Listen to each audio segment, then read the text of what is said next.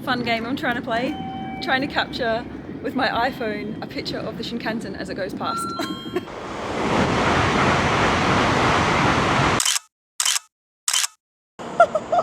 That was so quick and it makes such a loud noise. Blink and you'll miss it. Hey team, welcome to the Lenscap Chronicles and thanks for joining in this adventure where we travel the Shinkansen, aka the famous Japanese bullet train, all the way to Odawara Station, where we connect via coach to the stunning mountain village of Hakone, stay in a traditional Japanese inn called a Ryokan, and bathe in soothing hot steam baths called Onsen, and all beneath the striking figure of Mt Fuji. There's a lot to know about the ticketing, logistics, and etiquette of these bucket list experiences, which are possible in a variety of Japanese village towns. So I'm here to share with you all the things I learned in the process, as well as entice you to this gorgeous country. If you're keen to explore Hakone specifically, then click the link above for more details. This morning was my first experience on the Shinkansen, the famous Japanese bullet train, which reaches speeds of up to 320 kilometers per hour. Traveling on a bullet train in Japan has become an essential bucket list experience in itself. Make sure to be there on time because the Shinkansen departs at the exact time it says on your ticket. Top tip: allow plenty of time to catch the Shinkansen. If you're new to the process and unfamiliar with the train stations, I'd actually recommend arriving 30 minutes early to navigate the station and the ticketing process. In addition to impeccable punctuality, Japanese people are respectful and thoughtful, so once on board, make sure to keep your noise levels down, clean up after yourself, and make use of the free Wi-Fi, power outlets, and tray tables.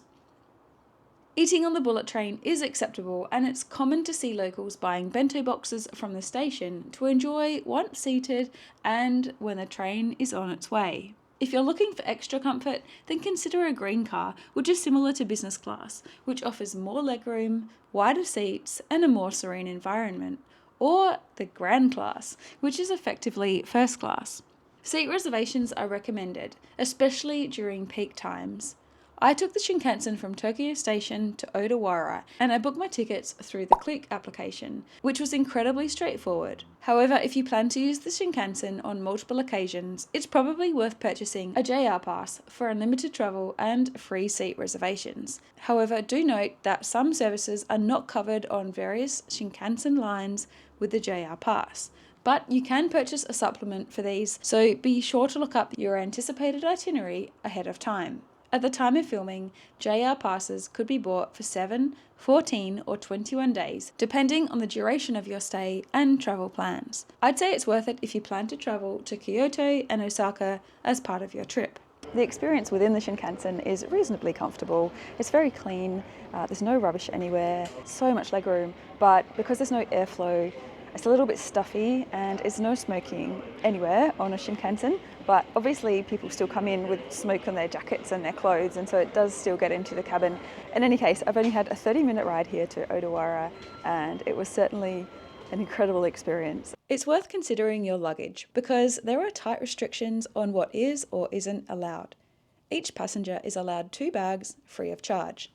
I'd recommend checking the official website for the latest inclusions. I have a medium-sized luggage and I fit it in the compartment above the seat quite reasonably. If you have got large luggage, then you need to buy a ticket with the oversized baggage allowance. This section is still close to your reserve seat. For small and medium-sized luggage, you can fit this in the overhead compartment space of the Shinkansen without paying for the heavy luggage option. I'm preparing a video on what I packed for my time in Japan, so if you're keen to know how to pack efficiently yet still have enough options to feel comfortable and inspired with your wardrobe on a daily basis during your trip, then stay tuned for this. A lightning quick 33-minute train ride later, and I was in Odawara Station. But now we are catching a complimentary coach to a Ryokan, a traditional hotel in Japan called Ryokan. It's very luxurious with multiple onsens available to its guests, but I specifically booked a room with my own private onsen. After the craziness of Tokyo, I wanted to do something that was refreshing and pampering, and that's exactly why I've booked this incredible looking room with Japanese style bedding, Not cheap, but definitely worth it if you have a few extra pennies in your back pocket and you want a really nice treat for yourself. Let's go check it out. I'm expecting great things.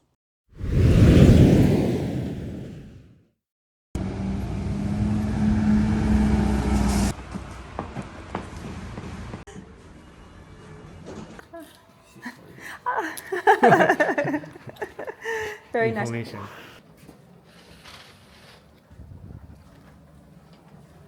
The next few days is all about relaxing. We are in the tiny lakeside village town of Hakone, which is so beautiful, and I am looking out the window constantly because Mt Fuji is right there. I'm staying in a ryokan called Ryokan, which has epic onsens, and onsens are the thermal baths. Traditionally are thought to have healing properties, they can relieve muscle joint aches, etc.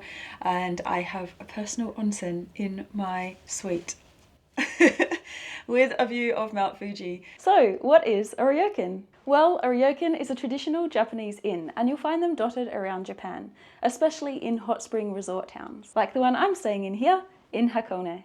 Ryokans are more than just a place to sleep. They are somewhere you can experience Japanese hospitality and have an immersive cultural experience. Traditional ryokan will incorporate elements like the tatami mats, the bamboo grassy mats on the floor, futon bed, so if you're not a fan of sleeping on the floor, then perhaps request an English style ryokan or a Western style ryokan with a higher bed, Japanese style baths, and local cuisine. The other great thing about a ryokan stay is that they also provide half board. So if you check in around 2 p.m, you'll be treated to a lavish dinner in the evening, a buffet of all of your favorite Japanese foods, and in the morning, a hot breakfast. Ryokans vary in so many ways. They can be small family lodgings with only a couple of rooms to huge sprawling resorts like the one I'm staying in with hundreds of rooms. They vary in their location and in the inclusions within the actual booking themselves. So how did I choose this one? How did I choose Ryokan? I went onto booking.com and typed in Hakone. I knew I wanted to come here. It's a lush, green, beautiful valley up in the mountains, and so different from Tokyo, where I've just come from. And then you can actually filter for ryokan. So I just clicked that box and it came up with a list of ryokans I could stay at. Hakone was very close to Tokyo and also easy to get back to the airport when I need to leave in a couple of days. But if you're staying in Japan longer, then you can find these resorts in so many places. Overall, staying in ryokan would definitely cost more than your average hotel, but that's part of the charm. You're paying for Japanese hospitality and serenity and a nice hot bath. In addition to being easy to get to, allowing me my first ride on a Shinkansen or bullet train, a private onsen, traditional layout to my suite with tatami mats and a futon bed, and my glorious window overlooking Fujisan. There's also a ropeway nearby, which, if you ascend, will take you to the top of a mountain overlooking Mt Fuji. So you'll be able to get some incredible photos and views of one of the main attractions in this region. But other than that, it's all about just relaxing, taking in the fresh air, and having a very hot bath, which comes with some rules and etiquette that I will explain shortly. It's so traditional that I have a huge sized key, and the door is a little bit low down for me. It's super cute. I've just walked in the door. There are 2 ways to go. I can go left or right. Let's go right and we'll explore the main section. The attention to detail here is second to none. You can see my slippers there for later on when I attend the onsen or dinner. This is all part of my lodging, of my room. This is all for me. It's absolutely stunning. It's so calm and serene. You'll see the bamboo mats as we go through. Look at the main window. And who do we have out there? Up there in the clouds is Mount Fuji. The room has traditional seating on the bamboo mats and a beautiful black resin table that's reflecting all of the outdoor greenery and nature. The very helpful man at concierge said that when I go to dinner tonight, they'll lay my bed for me at the base of the picture window, so I'll be waking up with Fuji in my sights. It'll be a traditional Japanese style mattress on the floor. The surprise of the show is the tiny old school sharp TV in the room, but nevertheless, who wants to be watching TV in a place like this? We have our safe, and over here. Okay, well, before I go any further, well, that's much better. I'm properly relaxed. Let's continue our tour. Another little seating area. This place goes on and on. And into kitchen. Wow, this place is absolutely unreal and huge. It's so calming and quiet in here. I feel like I can't yell or get overly excitable. Moving into the second part of this retreat. What could be down here? Bathroom, special Japanese toilet, and ooh, a lovely powder room. Why, hello. To this area. Oh my gosh. Private onsen. In onsen land, a lot of services do close in the ryokans between 10 and 2. At least a lot of the onsens close, the public ones. So that was part of the reason why I wanted my own personal onsen, so that I could use it at any time of day or night. I promised myself that this was going to be a super relaxing, calming retreat for a couple of days, but it is a glorious day today, and the Hakona Ropeway is right outside the Ryokan, which promises epic views of Mt Fuji. Let's go check it out.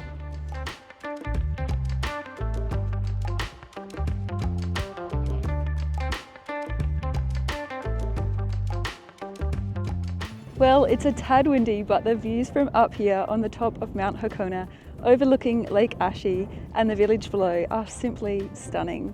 Visitors can follow a simple track with some steps leading up to the shrine on top of Mount Hakone, and then circle back down to the magnificent views of Lake Ashi. It's quite still up here. The only sound I can hear is the wind rustling through the bushes and the sound of my feet on the stones. But other than that, it's so quiet. The track leading to the shrine stops off at various viewpoints, so there's incredible places and vantage points to see along the way. It is definitely worth holding out for a clear day when visiting Fujisan. The views are absolutely incredible. At the top of Mount Hakone is this popular touristic photograph site. Be sure to get your photo up there if you do come here and to check out these incredible views. There are lots of cute little shops in the village right next to the hotel, the Ryokan, which makes it super easy. There's a supermarket, there is a couple of other restaurants so you can get some cheaper meals, but I have a lavish buffet waiting for me tonight at 7 p.m. I think I can wait. After climbing the steps to the shrine on Mount Hakone, there can only be one thing left to do. An onsen is traditionally experienced completely naked. This includes in the public baths. One is not permitted to wear any kind of swimwear, and so in the public shared onsens, you will be having a bath in the nutty with complete strangers. Now obviously, having my own private onsen, I don't need to do that, and for YouTube purposes I am covered. But that is why I also wanted to have my own onsen in my own room. I can bathe at the time I want to, and I can also enjoy and relax in the nude without having to worry about anyone else. Onsens actually have a lot of etiquette rules. Make sure you have a good scrub before you enter. So you'll see lots of little booths lined up in a public onsen, where the premise is that you'll scrub head to toe, including washing your hair, before you get into the bath. And that's for cleanliness and complete freedom amongst gender equivalents. So there is a male and a female bath that are separate. There are a few rules that must be adhered to as well. One is no tattoos. Now, there are a select few Ryokan onsens that will allow tattoos being covered up, but many will just completely bar you from entry if you have got a tattoo. The reason is that they associate tattoos with the Japanese mafia, and unfortunately for the many, many people on the planet with tattoos, it precludes them from these onsens. Before you book your expensive onsen experience and you have a tattoo, just make sure that you're allowed in the bath. There's obviously no kids allowed in diapers for obvious reasons, and the general premise is that you are sparkly, shiny clean before you enter the onsen. There's a few other rules that I put on the screen now, but for me, it's time to relax and enjoy this incredibly warm, soothing water. Wow, my legs feel all weird and wobbly. I feel so relaxed. That bath was amazing. Normally I would bath after dinner, but tonight we're doing things in reverse. Let's go check out the epic buffet dinner at Ryokan Ryokan.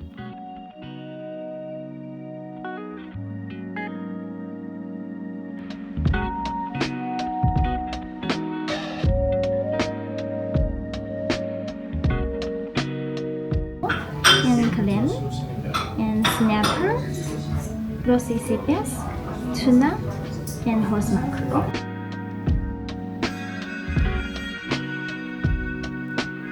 I don't feel like I can talk too loud in here, but the food is amazing.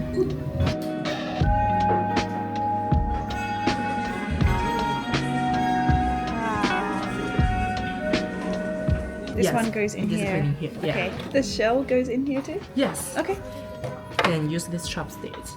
Okay. The next dish is a bit of a hot pot soup where we add prawns and vegetables into the hot pot. And then we have some abalone to enjoy as is. Like tip. Yeah. Okay. Yeah, just like this. It's like a steaming noise. Yeah. That is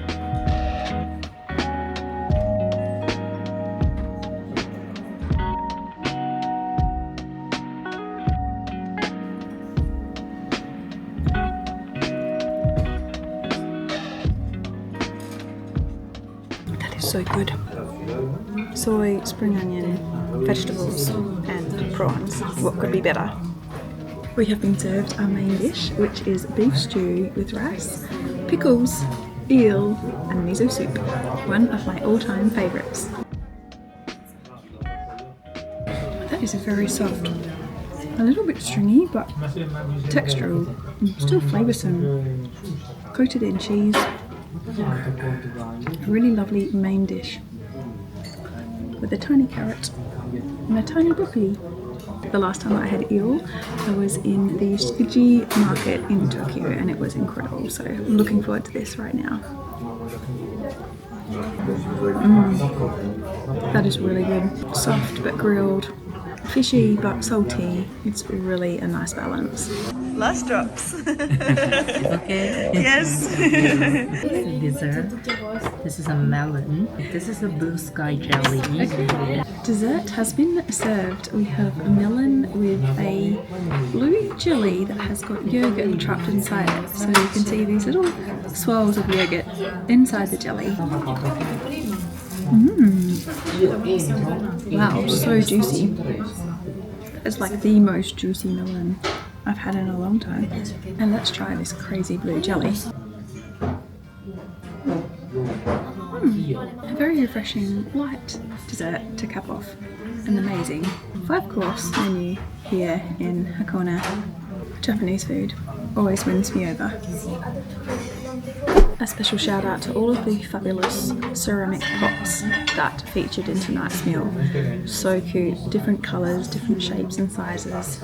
Loving it. Japanese red wine. Japanese red wine. Thank you. So Japanese wineries are very older, Old wine. Yes. Well, what a delicious meal. I didn't speak too much out of respect for the other diners, but I'm now back in my suite and I do believe they've set up my bed. So let's go check out what they've been up to in my room while I've been having dinner. Ooh, the door's closed. What will we find behind here? Oh, wow. Oh, that's lovely. Oh, the lighting. Mood lighting. Here's my bed. My traditional Japanese bed. That looks really comfy. And they've left my little setup. I made this seat out of cushions earlier so that I could watch Mt Fuji next to this lovely decorative panelled lighting. This is so special. I think I'm gonna have to try out this bed. Even though I'm not dressed for bed or ready for bed, I'm gonna have to check it out. See if it's as comfy as they say.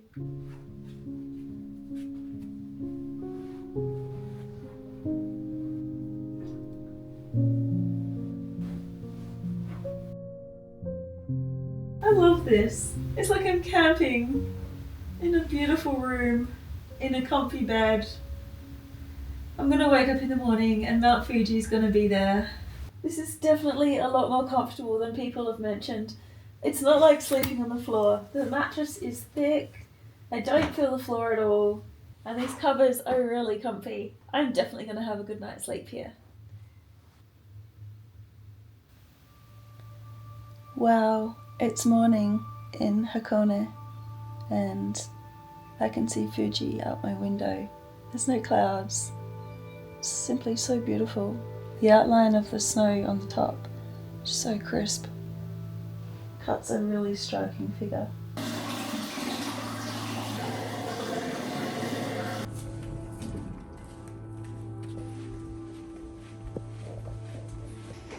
Thank you. This is ham, and you can put your ham on here to heat it to 3 minutes. And this one is salad and the salad sauce. And today you have your chicken in your salad. And this one is the potato noodle. Yes. And this one is sea bream with sesame. And this one is the egg. And the orange and pickles. Thank you. Thank you. Ryokan's interactive and delicious breakfast, served in tiny pots and requiring a little effort on my behalf, had me inspired to explore the local township of Hakone. Ryokan is located along Lake Ashi, a beautiful lake at the base of Mount Fuji. Fortunately, many ryokans in the region offer free shuttles to the larger village of Hakone, which has a variety of touristic activities on offer, such as bird-shaped paddle boats, pirate ships, and cruise ships along the lake. My first port of call was the red torii gates of the Hakone shrine, with the striking red gates situated on the edge of the river, being one of the most popular places to score a photograph in Hakone. In fact, you may be expected to wait up to 2 hours for a photograph. For those of you wanting to channel your inner Jack Sparrow, you can catch the pirate ship along the entire length of Lake Ashi to Togandai Station, where you can then alight the Hakona Ropeway, a different one to that nearby the hotel I am staying in. This will take you past various stations and attractions, including Owakudani and the Hakone Open Air Museum. Owakudani is an active volcanic valley known to locals as the Valley of Hell and is famous for its black eggs, which are boiled in the sulphurous waters to give the eggshells a distinctive colour. The views from the ropeway will take your breath away. Further on, the Sunsan station will reward your tired feet with a quick foot spa until you find yourself at Gora Station, ready to explore the Hakone Open Air Museum, which has an amazing collection of indoor and outdoor sculptures and artwork from all over the globe, as well as a Picasso exhibit. If you'd like more information on travelling to Hakone, either overnight or as a day trip from Tokyo, then I've made a video specifically on this. Fortunately for me, I was able to catch the free shuttle provided by my accommodation back to the safe haven and peace of Ryokan, well in time to get ready for my next bespoke multi-course dinner. It was almost impossible to feel sad on my final morning at Ryokan, with the sun glistening over the fir trees outside and Mount Fuji once again cutting an imposing shape on the skyline outside my window. The morning, of course, involved one final onsen bath, another colourful and exquisitely presented breakfast with a variety of traditional Japanese delights, all in different pots, and a leisurely stroll down by Lake Ashi, where I came across a beautiful sakura tree, nearing the end of its season, but still a sight to behold. Mount Fuji behind me is almost completely covered in cloud, fittingly farewelling me from the region. I hope you've enjoyed this video and I'll catch you in the next adventure. Bye for now.